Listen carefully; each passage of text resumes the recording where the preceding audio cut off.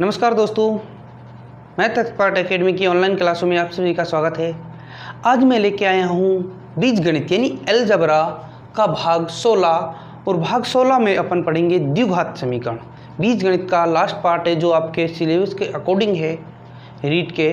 तो बीजगणित का जो भाग है 16 यानी 16, तो अलजेब्रा पार्ट 16 में अपन पढ़ेंगे द्विघात समीकरण, क्वाड्रेटिक इक्वेशन। तो द्विघात समीकरण होती क्या है, पहली बात करेंगे द्विघात समीकरण होती क्या है, इसका व्यापक रूप क्या होता है। तो इस क्लास को देखने के बाद आपको द्विघात समीकरण में कोई भी दिक्कत नहीं आने वाली, कोई भी प्रॉब्लम नहीं आने वाली। चाहे आप किसी भी एग्जाम को दे सकते हो तो उसमें आप द्विघात समीकरण में कोई भी दिक्कत नहीं आने वाली। सबसे पहले बात करते हैं अपन द्विघात समीकरण होती क्या है। तो द्विघात समीकरण सबसे फर्स्ट पार्ट अपना है कि द्विघात समीकरण क्या होती है भाई।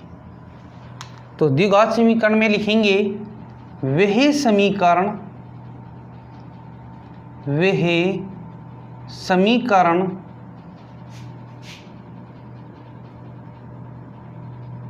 जिसकी घात 2 होती है। वह समीकरण जिसकी घात 2 होती है द्विघात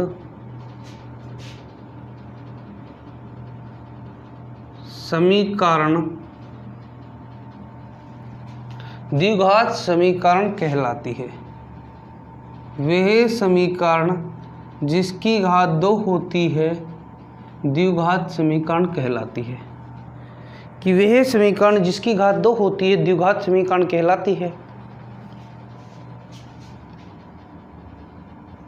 नंबर 2, द्विघात समीकरण का व्यापक रूप। कि वह समीकरण जिसकी घात 2 होती है द्विघात समीकरण कहलाती है। अब लिखते हैं द्विघात समीकरण का व्यापक रूप। द्विघात समीकरण का कौन सा रूप? व्यापक रूप। द्विघात समीकरण का व्यापक रूप। और द्विघात समीकरण के व्यापक रूप में अपन देखते हैं ax² + bx + c = 0, जहां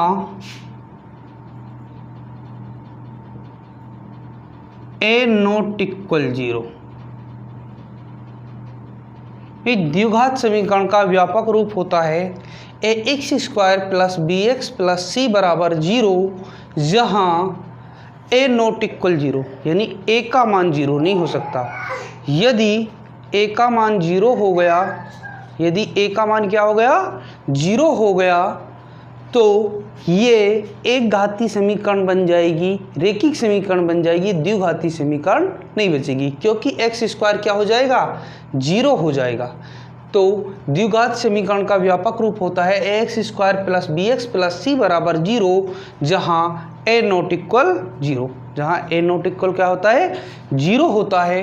कि ax² + bx + c = 0, जहां a का मान क्या नहीं होना चाहिए? 0 नहीं होना चाहिए। तो अब देखते हैं अपन आगे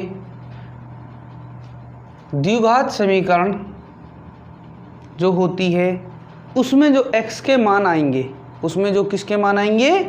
x के मान आएंगे, वही उसके बहुपद के क्या होंगे? शून्य होंगे। द्विघात बहुपद के, तो इसमें याद रखेंगे अपन कितनी घात के? द्विघात बहुपद के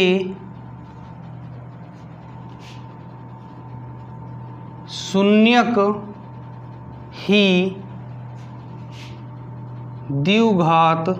द्विघात समीकरण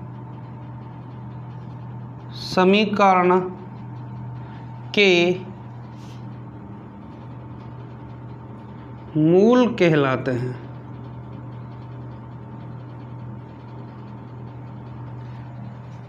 द्विघात बहुपद के शून्यक ही द्विघात समीकरण के मूल कहलाते हैं। द्विघात बहुपद के शून्यक ही द्विघात समीकरण के मूल कहलाते हैं। भाई जो द्विघात बहुपद के शून्यक होते हैं उन्हें ही द्विघात समीकरण के क्या कहते हैं, मूल कहते हैं। अब अपन आगे देखते हैं द्विघात समीकरण के मूलों की प्रकृति। द्विघात समीकरण के मूलों की प्रकृति, तो आप इनको उतार सकते हो या इनका स्क्रीनशॉट ले सकते हो। तो अब देखते हैं दोस्तों अपन द्विघात समीकरण के मूलों की प्रकृति। द्विघात समीकरण के मूलों की प्रकृति अपन देखेंगे।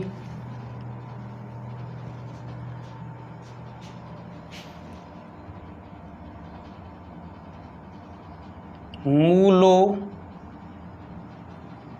की प्रकृति, मूलों की क्या देखते हैं, प्रकृति देखते हैं। तो सबसे पहले अपन विविक्त कार ज्ञात करते हैं।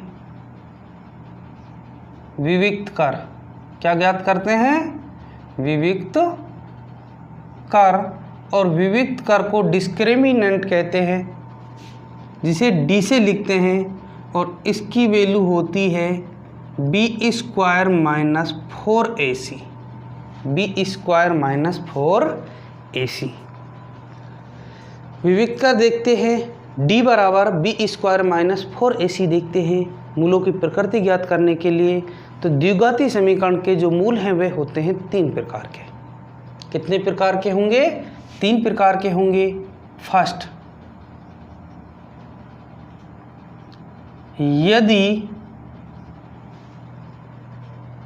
मूल कितने प्रकार के होते हैं, 3 प्रकार के होते हैं। यदि d इज ग्रेटर देन 0 हो तो मूल वास्तविक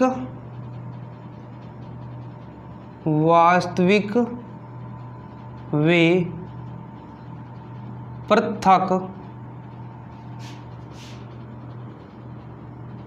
पृथक होंगे।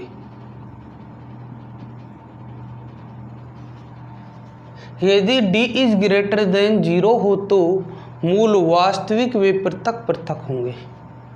Number 2,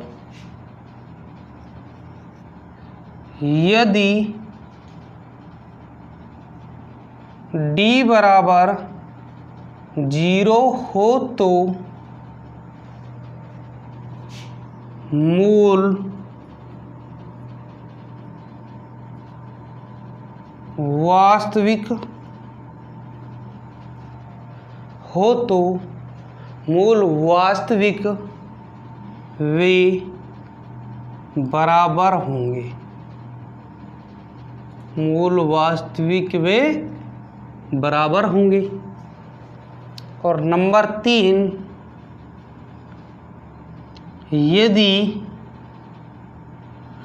d is less than 0 हो तो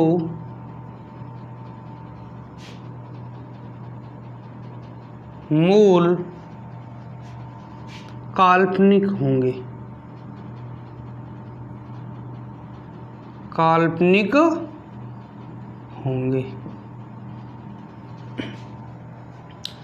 तो मूलों की प्रकृति ज्ञात करने के लिए सबसे पहले अपन विविक्त कार ज्ञात करेंगे, और विविक्त कार ज्ञात करते हैं बी स्क्वायर माइनस 4ac से, बी स्क्वायर माइनस 4ac से। तो मूल होते हैं 3 प्रकार के।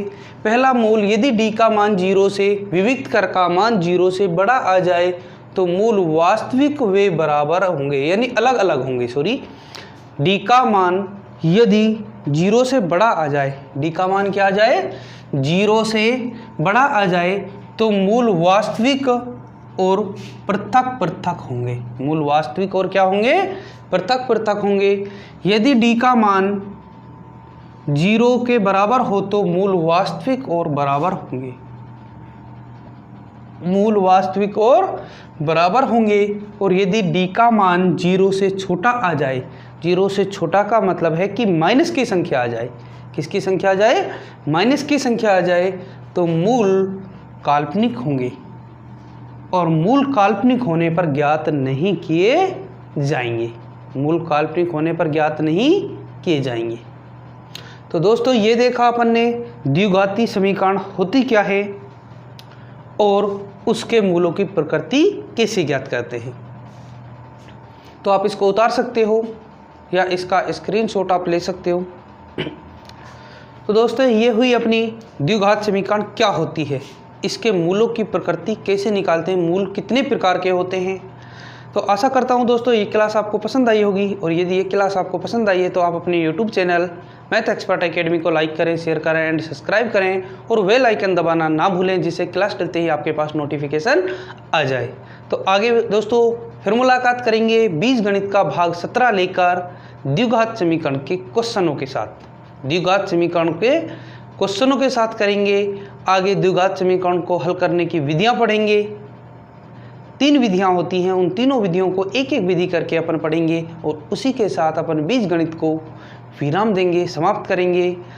तो आगे फिर मुलाकात करेंगे भाग 17 के साथ द्विघात समीकरण के क्वेश्चनों के साथ। तब तक के लिए सभी को धन्यवाद दोस्तों। जय हिंद, जय भारत।